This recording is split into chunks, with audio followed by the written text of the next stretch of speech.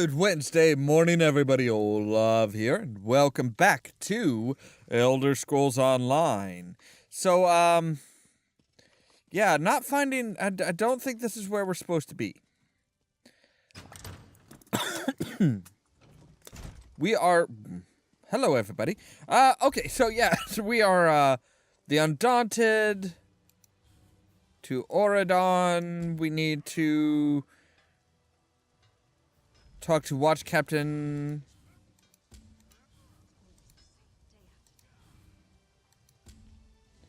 So yeah, we need to, well, we need to talk to the Watch Captain. Where is the Watch Captain? Aha, there she is. Alright, so she is this way. Ah.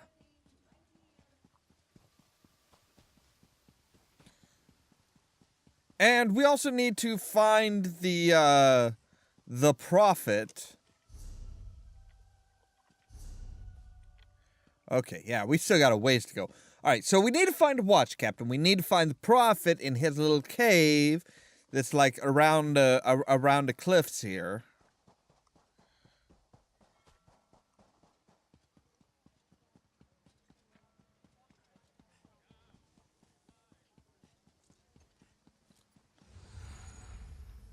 Wait, are you the Watch Captain? Yes. Hi. Fair day. I'm Astanya, Watch Captain. With the Queen in town, we have extra security precautions to see to. Where are you travelling from? I just came in from Kanathi's Roost. Razamdar sent me. The island was attacked by the Mammer. I helped them. I'm kind of a big deal. So, maybe you want to, like, wipe that smug, like, look off your face. Old Raz sent you, eh? That could complicate things. Thank you for telling me. The Queen's enemies are all around her. Her protectors must be vigilant at all times, and this information will be critical in their calculations. I'll make sure news of the Marmor is passed on to the appropriate parties. Don't you worry about that. Now, what's your name?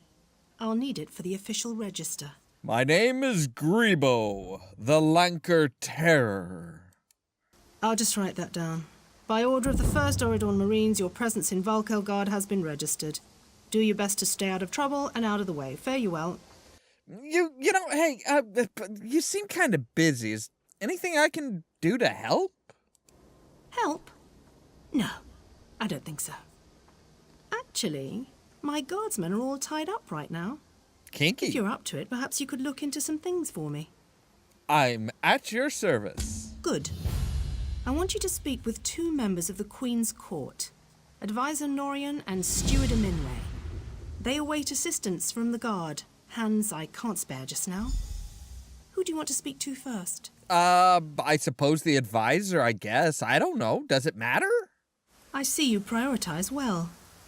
You'll find him at a warehouse west of here. Be sure to tell him that I sent you. Once you've finished with both of them, report back to me on the town's upper level. Well, what are you waiting for? I guess nothing. Actually, I am... So yeah, we need to go around the cliffs here, I think. And that's where we will find, the prophet, who we're supposed to meet up with as well. And I'm kind of more worried about meeting up with him as, you know, the fact that we've almost literally been through hell together, so...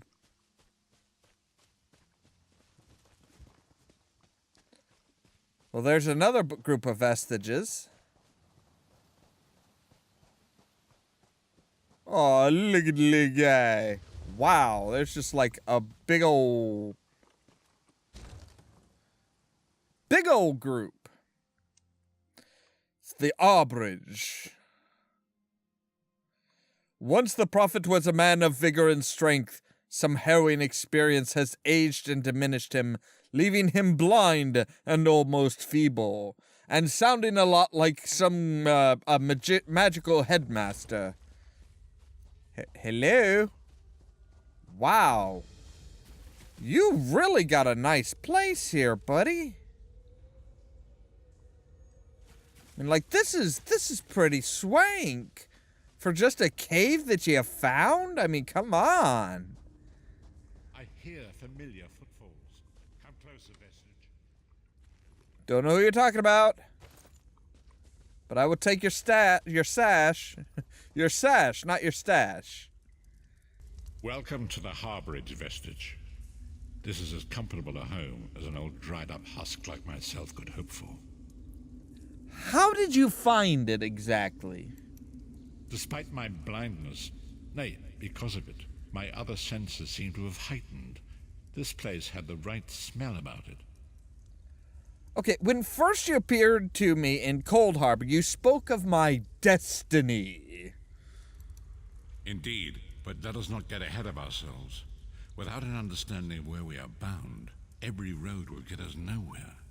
Before we truly understand our destination, we must speak of the past. A history lesson? Do we have the time? Of a sort. I invite you to enter my mind and walk with me through visions of the past, that you might understand the events that brought us to this time, this moment. Yay! That's just... Enter my mind, Vestige, and walk with me through the shadows of past events. Okay.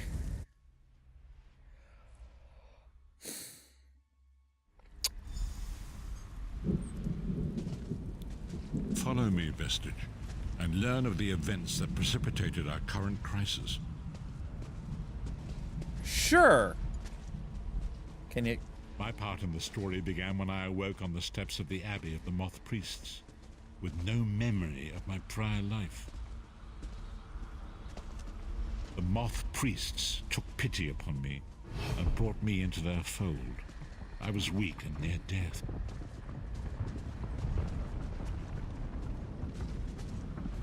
It was there I first set eyes upon the Elder Scrolls and devoted my life to their study.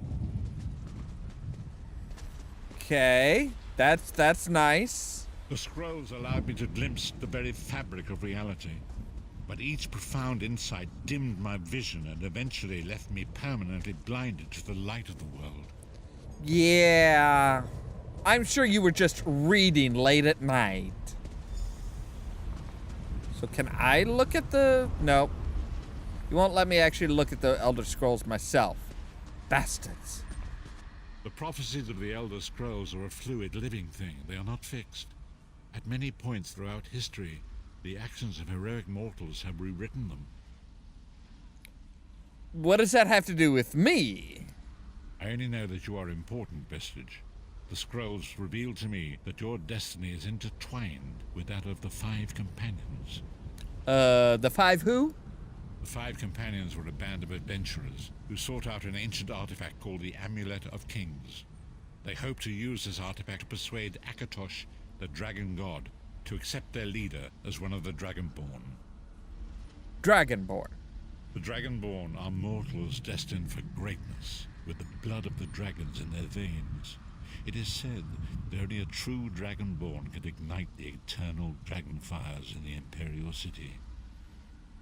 And their leader was... Baron Aquilarius, the son of a Colovian duke, who led a rebellion against the Emperor Leovic and took the crown himself. Alas, Baron was not truly a Dragonborn, as those who sit upon the ruby throne must be, in accordance with tradition. Okay. Enough of that. Go on. I have already heard enough babbling from this old blind fool. It is time you met the Five Companions yourself and witnessed their fate. Okay. The first companion, Lyris Titanborn, daughter of giants, was the mightiest warrior in the service of the Emperor. Next, Abnathan, a powerful sorcerer and Grand Chancellor to the Imperial Elder Council. The Red Guard Swordmaster, Sai Sahan, leader of the Imperial Dragon Guard. The Imperial Emperor, Baron Aquilarius, who attempted to light the dragon fires and failed. And finally, Manamako, the traitor, the king of worms, a powerful necromancer, and your executioner. Okay. Okay, she is pretty tall, so yeah, she probably is like a all right. So yeah, one of the 5 companions has to be a traitor, really. These were the 5 companions who set out from the Imperial City on an epic quest to recover the lost Amulet of Kings. How could the Amulet of Kings turn Varen into one of these Dragonborn? Manamako convinced Varen that the amulet could be used to perform a ritual that would rekindle the dragonfires. He claimed this would please Akatosh and entice him to adopt Varen as one of the Dragonborn. I take it didn't go very well, but why did he want to be a Dragonborn? By tradition, only the Dragonborn can lay claim to the Ruby Throne and rule as the one. Yeah, we already true heard emperor this. by divine right. Varen conquered Cyrodiil and took the throne, but unless he became Dragonborn, he feared he'd always be thought of as a pretender. Each of the 5 companions were chosen for their skill and courage, and each was given a special role to perform in the party. Who would you like to know more about? Lyris. You've already met Lyris. Lyris. She's a Nord warrior from the frozen lands of Skyrim to the north, and it is said that her family lineage contains the blood of giants. Varen chose her for her strength and her loyalty to be his personal bodyguard. She is pretty tall. I mean, I'll give her that. Sai Sahan came from a long line of Red Guard swordmaster nobles. He was the leader of the Dragon Guard, the security detail of Varen and the Elder Council. While Lyris was Varen's bodyguard, Sai was charged with protecting the entire group. Abnerthon? The Therns are one of the most influential families in Cyrodiil. Abner, their patriarch, is the leader of the Elder Council, a powerful battle mage and a shrewd politician. With his council, Varen was able to seize the Imperial throne years before. All right. Enough about them. Let's talk about the traitor. Manamako the traitor, the great enemy, the most powerful necromancer this world has ever known. His worm cult infiltrates and corrupts every corner of Tamriel. It was he who convinced Varen to perform the ritual you are about to witness. And what happened then? Disaster, war, and pestilence. A world brought to its knees. Now watch and see how one man's arrogance brought about the greatest threat our world has ever known.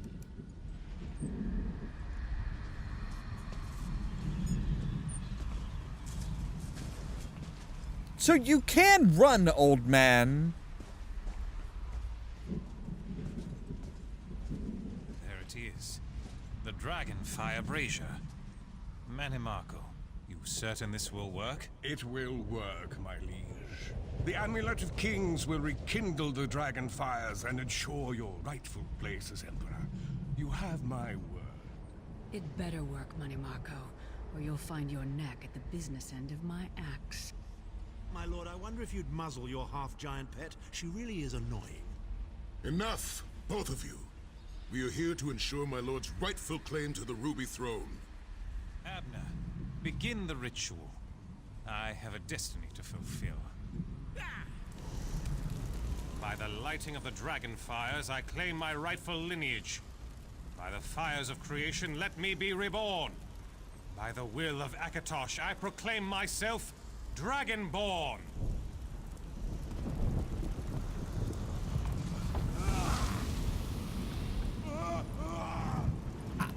I'd say that didn't work so well. You are no heir to Alessia. You will pay for your sacrilege. The veil between Tamriel and Oblivion tears and splits asunder. What's happening? The sky's opening up. This is bad. This is very bad. Duh. This isn't supposed to happen. What's the meaning of this? Manamako, what have you done? Gullible fools! The veil between Oblivion and this world has been torn. My master, Moloch Bal, is free to claim Tamriel for his own. Akatosh, forgive me! Have mercy on our souls!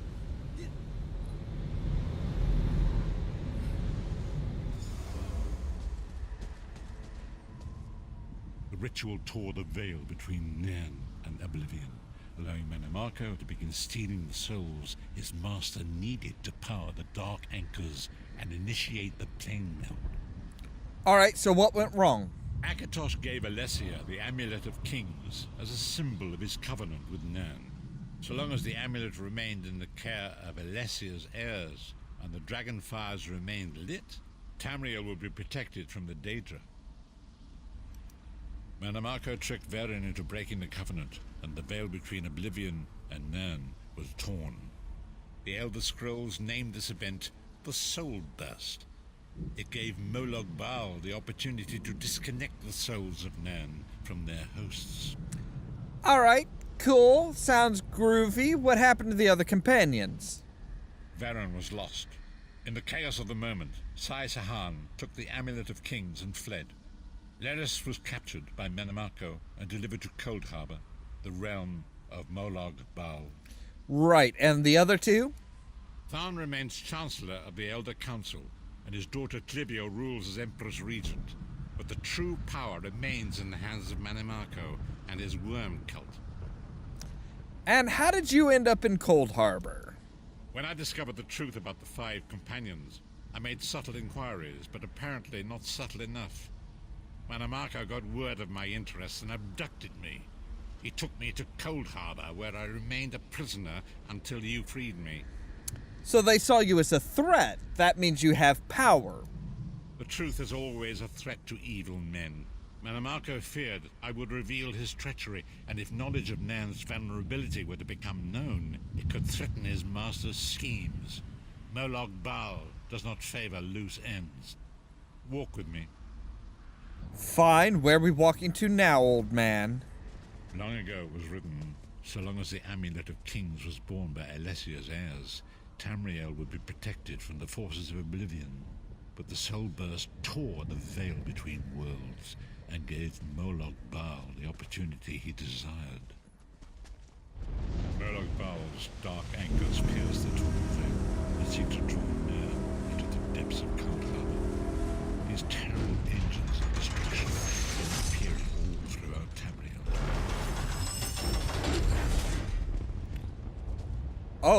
Oh, that's not good. That's very nasty looking. Granted, not as nasty looking as whatever is beneath us. Dude, you might wanna drain your mind. The Lord of Brutality and Domination is successful. He will merge our world and his own in a terrible plane meld. Few will survive the ordeal, and those that do will be enslaved for all eternity. And so it falls to us, Vistage. We must stop Molag Bal and his dark anchors, or our world is doomed. And now history seems to have caught up with us. Shall we return to the harborage? Yes, I'm ready to go back.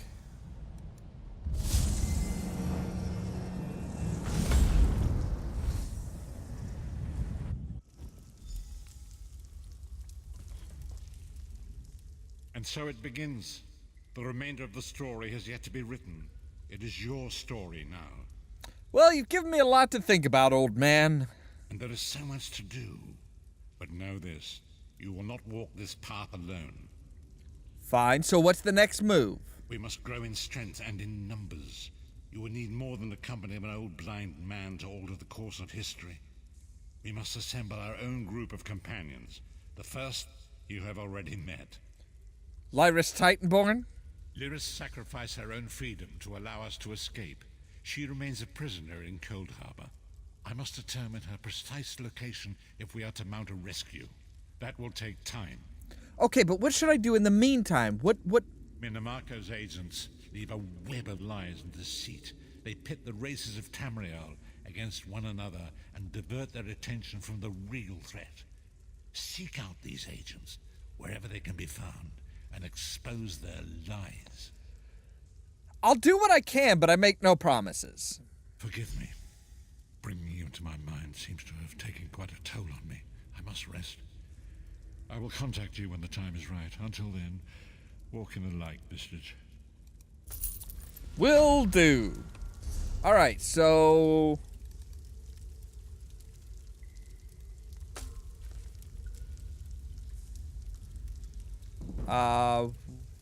Where does that go?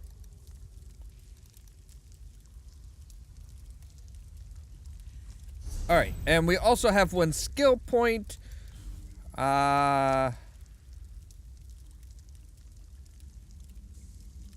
Snipe morph, lethal arrow. Oh, see, we can't put anything there. Fine. Assassination. We can do more teleport strike. We can get a teleport strike. We can do Master Assassin. Increases your weapon and spell damage by 5% when sneaking or invisible. Do we have anything down here? Nope. Okay. Shadow. We can do Refreshing Shadow. Increases your health, stamina, and recovery by 7%.